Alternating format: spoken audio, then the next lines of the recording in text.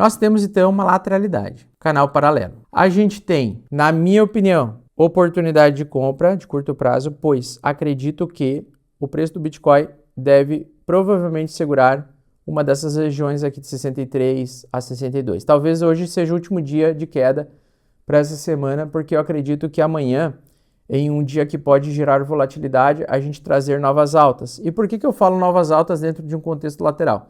Porque a maior parte do tempo no mercado lateral, em tendência de baixa, a gente sobe, né? Então, por exemplo, a gente entrou em lateralidade aqui, ó, mas percebam que é uma lateralidade numa diagonal, né? Ou seja, é um arame farpado na diagonal.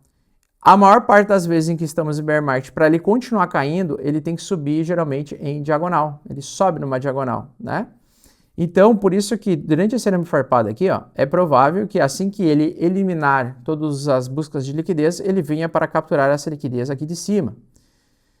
Não tem como prever, mas olhando em probabilidade, eu palpito que ao longo dessa semana ele vai subir. Por quê? Porque eu acredito que esse aqui foi uma correção de 2 dias, de um pequeno pivô de alta dentro de um contexto lateral, tá? Então, minha expectativa é de alta.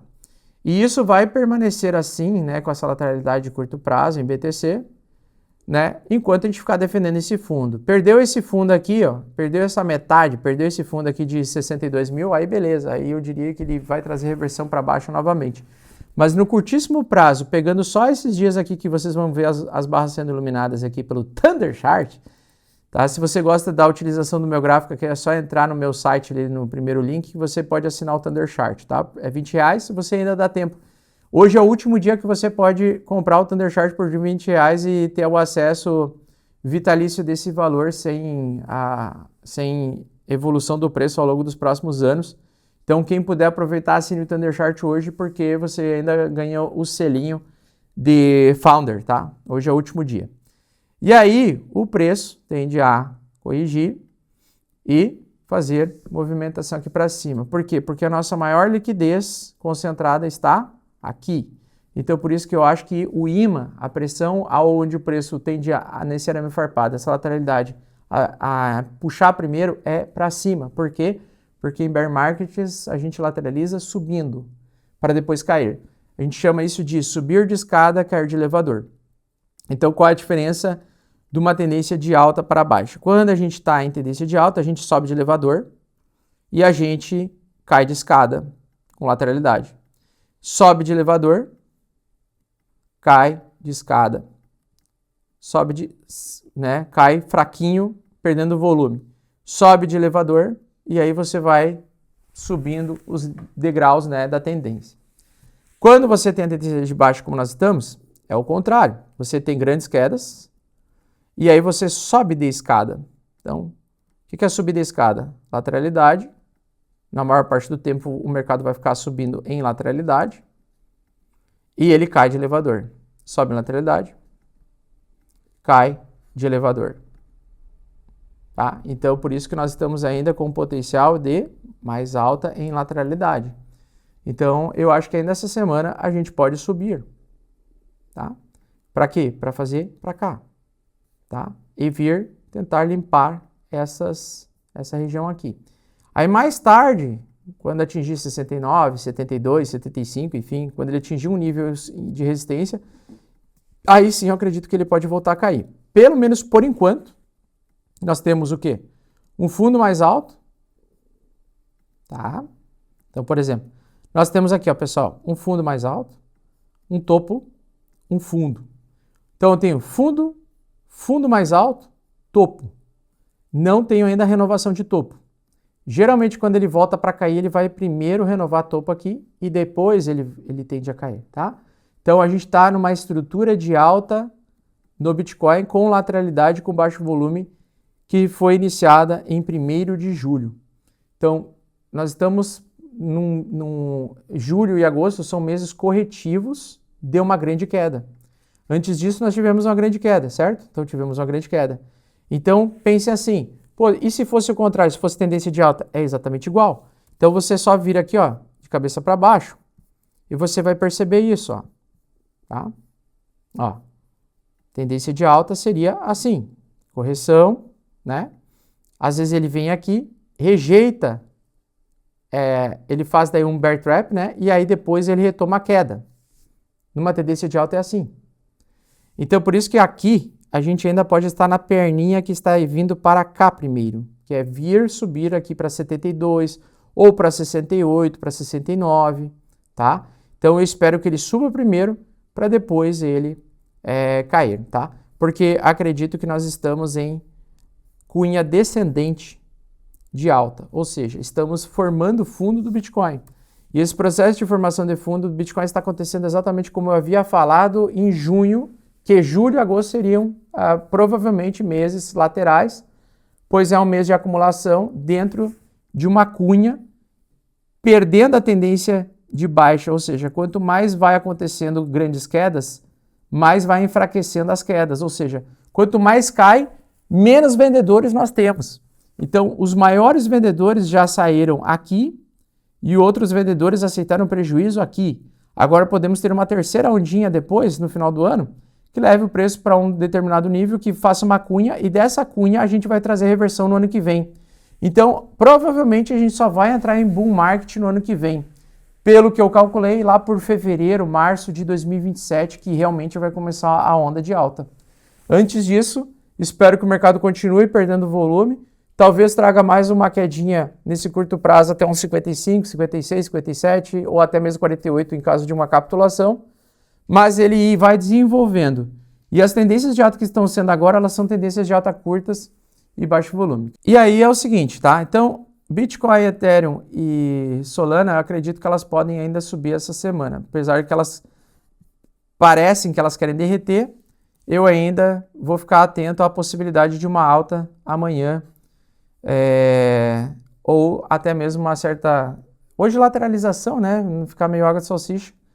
Mas eu espero uma pequena alta amanhã ou uma alta interessante amanhã. Vamos ver. De baixo volume, mas uma alta. Quedas eu não estou esperando agora mais não, para esse curto prazo, tá? Pelo menos é o que eu acho aqui. Então o Ethereum também, né? Está andando de lado aqui. Na minha opinião, ainda não se reconfigurou uma reversão de tendência. No meu entendimento, ele pode ainda testar esse nível aqui de $1.820 para depois voltar a subir, tá? Isso aqui é uma lateralidade. Como ele subiu antes, eu dou mais valor, mais potencial de alta de médio prazo e curto prazo aqui, porque ele está lateralizando para tentar continuar subindo. Isso aqui é uma acumulação em cima de topo anterior. Então o topo anterior está aqui. Dificilmente ele vai perder esse suporte aqui por muito tempo. Às vezes ele só pega esse suporte para depois voltar a subir, tá? Por quê? Porque eu ainda acho que ele tem espaço aí para subir até uns 2.200, na minha opinião, tá bom? O Ethereum. E o Bitcoin também tem espaço para subir. Então, isso aqui é uma alta lateralização para tentar continuar subindo no curto prazo. Geralmente, como é que se entrega a onda, né? A onda se entrega da seguinte maneira: tem a lateralização e ele tende a fazer uma nova alta de tamanho semelhante à alta anterior. Seria isso daqui, tá? Então, por exemplo, se eu copiar e colar aqui, ó, né? Essa seria a minha projeção de movimentação mais provável, né? Então o preço do Ethereum vir lá para os 2.300, 2.280 por aí, que é a região de resistência. E aí daí sim, né, sofrer resistência aqui para demorar mais para romper.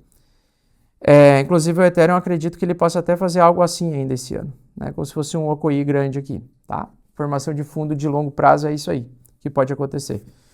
Então eu espero mais alta aí para o Ethereum nesse curto prazo, pelo menos até uns 2.300, né, a essa região aqui, ó. Se a gente pega a maior parte onde tem negociação, 2.333, ponto, ali é a resistência principal. Caso ele consiga romper os $1.950, eu acho que ele vai conseguir. Mas isso é um palpite, não é uma certeza, tá bom? Eu operaria isso aqui a favor de uma alta, tranquilo.